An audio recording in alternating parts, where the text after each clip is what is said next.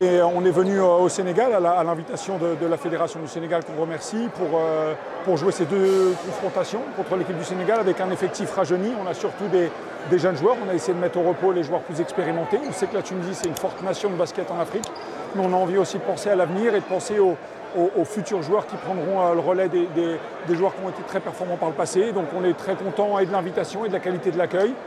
Ce match a été très intense. On a eu, je pense, le public a pu voir un bon match de basket avec deux équipes très engagées, très appliquées. Beaucoup de déchets, beaucoup de balles perdues parce qu'on est des effectifs jeunes. Je parlais aussi avec Dessegana Diop du Sénégal de leur volonté aussi d'avoir un effectif jeune. Donc je pense que c'est une très bonne confrontation. On a beaucoup de choses à retenir de ce match-là. Et demain, on va travailler un petit peu autour de certains aspects pour avoir un autre match dans 48 heures.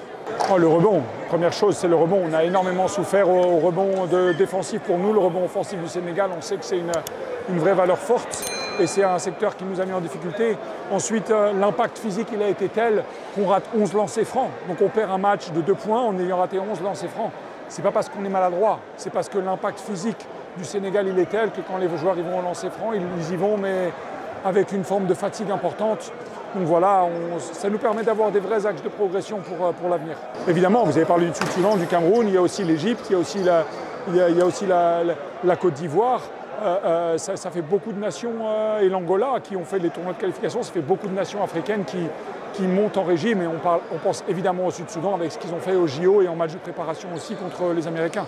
Mais le Sénégal, c'est une très forte nation de basket que je connais bien et je n'ai pas de doute sur le fait que l'avenir, il faut le compter aussi en Afrique avec une nation comme le Sénégal. Il y en a quelques-uns que je connais.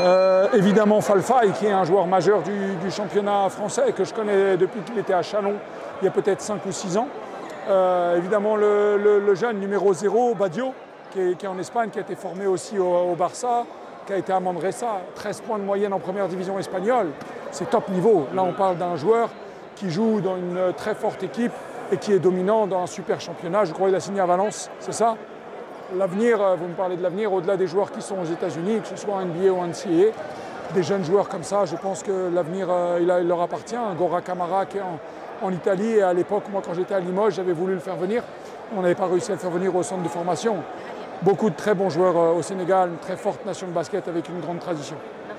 Bon, déjà, on va récupérer, parce qu'un match contre le Sénégal, ça reste un match très éprouvant physiquement.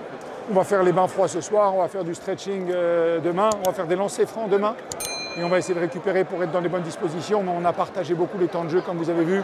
Les joueurs qui ont joué le plus, ils ont joué 24 minutes. Donc c'est aussi une des raisons pour laquelle on a voulu cette double confrontation.